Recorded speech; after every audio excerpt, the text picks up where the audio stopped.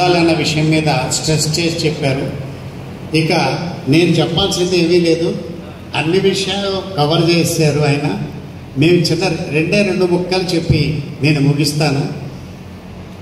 ప్రస్తుతం మన భారతదేశంలో, భారతీయ సమాజంలో వారు చెప్పినట్టుగానే డివిజన్ అండ్ హేట్రేట్, ఈ రెండిటి సహాయంతో ఈ దేశాన్ని పరిపాలించాలని ప్రయత్నాలు గట్టిగా జరుగుతున్నాయి. అందుకు మనం కూడా దోహదపడుతున్నాం. హేట్రేట్ అంటే ద్వేషం, అలాగే వేర్పాటువాదం. ద్వేషం పెంచాలి, వేర్పాటువాదాన్ని పెంచడం, తద్వారా ఓట్లు పొందడం. ఇది వారి యొక్క పరిపాలనా విధానం. ఆ రకంగా అధికారంలోకి వస్తున్నారు. దీన్ని మనం తిప్పికొట్టాలి. ఇంతసేపు విజయ్ కుమార్ గారు చెప్పినట్టుగా మన పంథాలో మనం దాన్ని ఏ విధంగా తిప్పికొట్టాలన్నది మనం బాగా నేర్చుకోవాలి.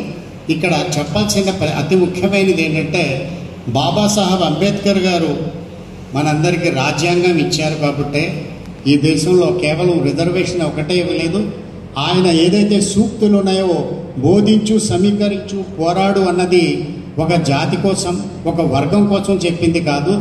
యావత్ భారతదేశం అందరి భారతీయులందరికీ, భారత జాతీయులందరికీ సూచించినటువంటి సూచనలవి. ఇప్పుడు మనం ఆలోచించాల్సింది మనువాద రాజ్యాంగాన్ని దేశంలో తీసుకురావాలని చేస్తున్న ప్రయత్నాల్ని మనం తిప్పికొట్టాల్సినటువంటి అవసరం ఉంది. ఇవన్నీ కూడా ఏ విధంగా మనువాదాన్ని తీసుకురావచ్చే ప్రయత్నాలు జరుగుతున్నాయంటే, ఇంతసేపు విజయ్ కుమార్ గారు చెప్పినట్టు విధానాల్లో దారి బ్రాహ్మణిజం మీదే చెప్పారు. పరోక్షంగా ఈ దేశంలో రాజ్యాంగాన్ని మార్చేయాలన్నటువంటి ఆలోచన ప్రస్తుతం దేశంలో జరుగుతుంది. అందులో భాగంగానే రాజ్యాంగ వ్యతిరేక చట్టాలను ఈ దేశంలో ఎన్నో తీసుకొస్తున్నారు. అది మనం గమనించాలి. పరోక్షంగా ప్రయోగాలు చేస్తున్నారు మనకు అలవాటు చేయడానికి.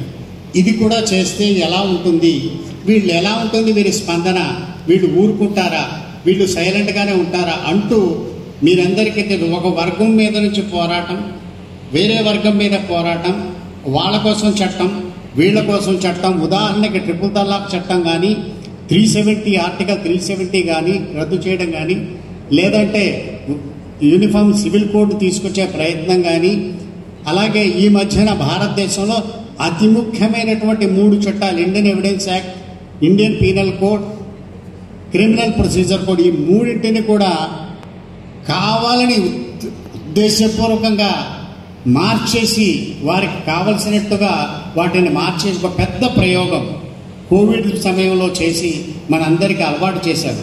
పరోక్షంగా అదొక పెద్ద ప్రయోగం.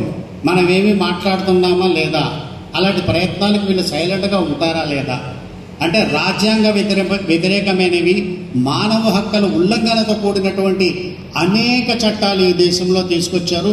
మీ అందరికీ తెలుసో తెలియదో, ఉత్తరప్రదేశ్లో అయితే ముస్లింలు ఎవరు కూడా వారి ఇళ్ల పైన పైకప్పుల మీద కానీ, వాళ్ళ ఇళ్లలో పైకప్పుల మీద కూడా వాళ్ళు ప్రేయర్ చేసుకోవడానికి వీల్లేదని జీవో తీసుకొచ్చి, సర్క్యులర్ తీసుకొచ్చి అక్కడ చట్టం చేశారు. ఇది ఎంత దారుణమో ఆలోచించండి.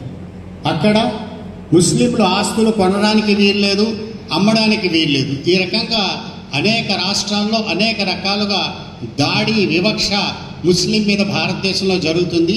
అదొక ప్రయోగం. తద్వారా దారి చూసుకుంటూ వెళ్ళి చివరికి వాళ్ళ అల్టిమేట్ గోల్ ఏంటంటే రాజ్యాంగాన్ని మార్చేయాలి రాబోయే కాలంలో. దానికోసమే ప్రయత్నం చేస్తున్నారు. 100 సంవత్సరాల నుంచి చేస్తున్న ప్రయత్నం ఇప్పుడిప్పుడు ఫలితాలు పొందడానికి ప్రయత్నాలు మరింత గట్టిగా చేస్తున్నారు. మనం వాటన్నిటినీ తిప్పికొట్టాలంటే మన దగ్గర ఉన్న ఆయుధం ఒకటేనంటే, అదేమిటంటే సమీకరించు, పోరాడు. మనమందరం కూడా అందరం కలిసి పోరాటం చేస్తే ఖచ్చితంగా ఆ ఆటలు సాగవు. మన రాజ్యాంగాన్ని మనం రక్షించుకోవాల్సిన అవసరం మనందరి మీద ఉంది. మనందరం కలిసి పోరాడదాం. మనం ఆ విషయంలో వారికి ఆ ఛాన్స్ ఇవ్వకుండా విజయ్ కుమార్ గారు చెప్పినట్టుగా 29 ఎన్నికల్లో మన యొక్క బలం ఏమిటో మనం అందరం సమీకరించి